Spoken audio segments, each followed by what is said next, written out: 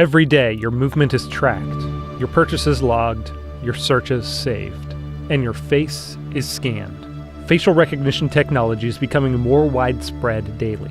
Privacy International has reported 24 countries have already implemented location tracking to help ensure compliance with quarantines. And if you were thinking that increased face mask usage might help protect your privacy, China's facial recognition algorithms have already figured out a way around them.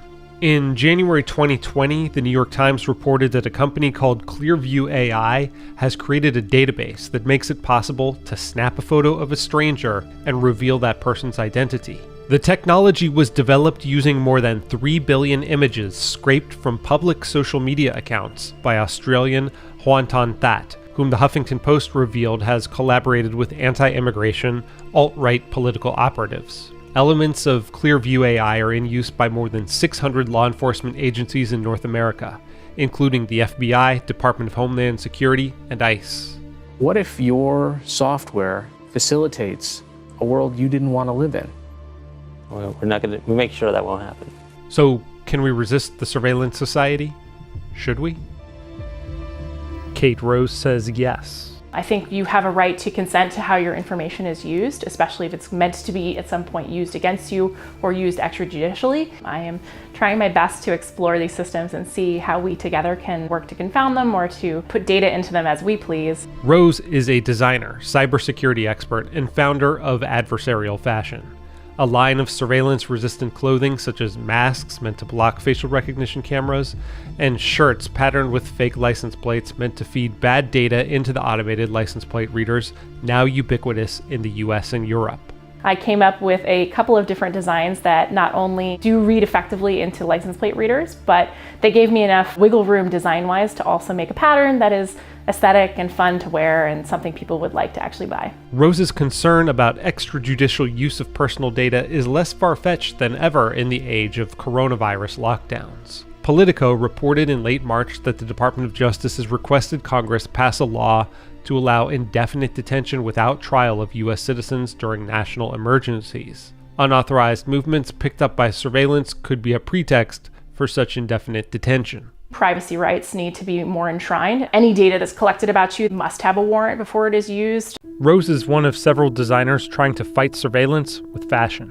While Rose's license plate shirts and dresses disseminate bad data, other anti-surveillance designers use fashion as a form of obstruction, marketing makeup products, or these glasses donned by Electronic Frontier Foundation researcher Dave Maass. I really love how people are exploring the different ways to counter surveillance technology and to empower people to do so. But at the end of the day, people should not have to wear a mask or put on face paint or wear complicated t-shirt patterns in order to protect their privacy. Our government should be protecting our privacy, and the power structures as they are should be valuing our privacy.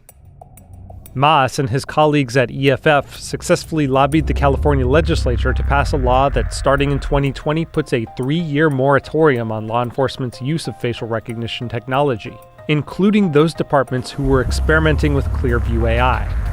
It'll mean that law enforcement agencies in San Diego County will have to stop using a shared facial identification system available to officers in handheld tablets.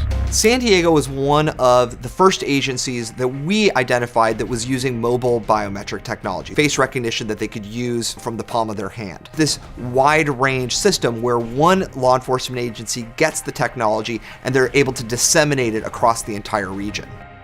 And the data didn't stay local. San Diego, a border county, regularly shared access with the federal government. We saw that local law enforcement agencies had given face recognition devices to Border Patrol, ICE, and we don't know how those agencies use that technology.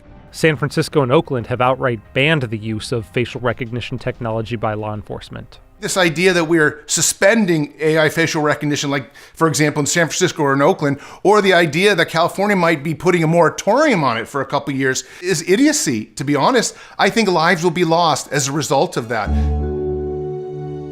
Zoltan Istvan is part of the trans-humanist movement, which believes that humans should use technology to modify the human body and experience. He's implanted an RFID chip in his hand that allows him to unlock his front door.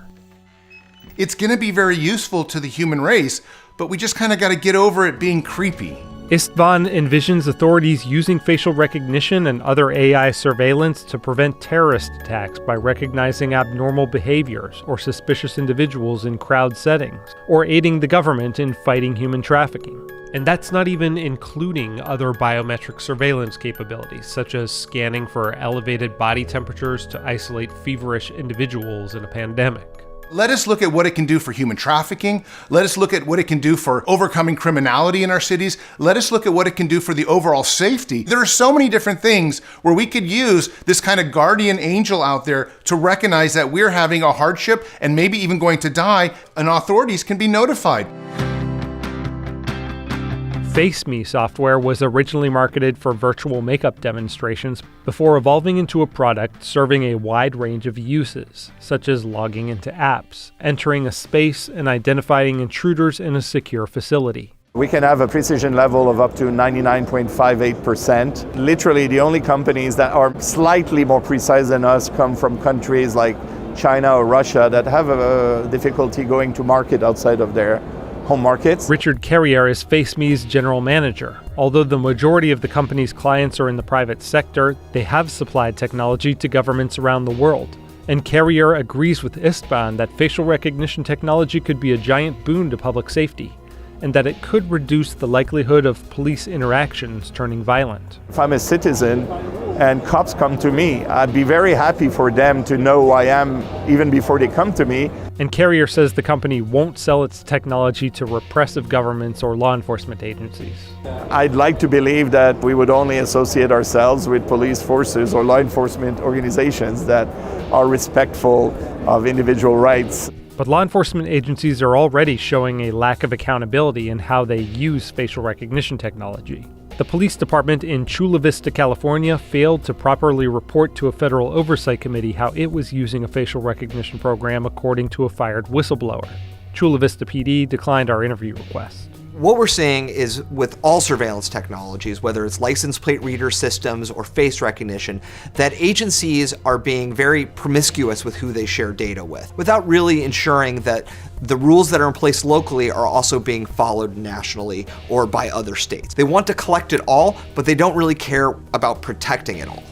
And he worries about China's use of facial recognition in conjunction with a state-run social credit system, which assigns citizens a numerical score based on their behavior. China has also rolled out increased pandemic-related surveillance that monitors for fevers and flags individuals not wearing protective masks during an outbreak.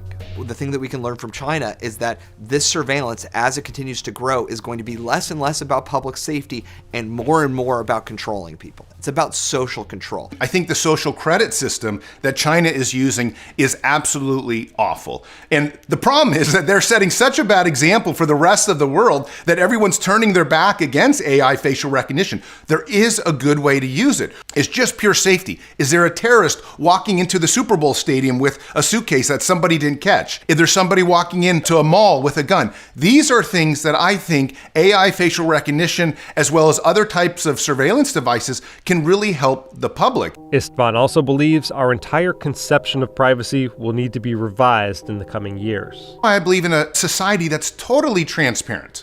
A society where sort of everybody can see what everybody's doing. Now, I'm not saying in your bedrooms, but certainly anywhere in the public sphere, that it has to go both ways. And you must be able to look into the lives of all government officials. I would like a kind of law that all police officers are always filmed whenever they're on duty. I would like something very similar with any kind of politician. I don't want backroom deals. I don't want things that the public can't see. Privacy, I believe, really does steal our liberty away. It's transparency that's going to give us all the freedoms we want. I do think conceptions of privacy are changing, but I think they're strengthening. People didn't necessarily have a whole lot of concern about the images they posted to Instagram or Facebook, but now post Clearview AI, where it's coming out that all of these images were scraped and put into a face recognition database, people are concerned and outraged about that. And we are seeing a backlash against this company and the law enforcement agencies that work with it. But Rose says that as the technology becomes more powerful and present, Americans will need to take a page from the protesters in Hong Kong,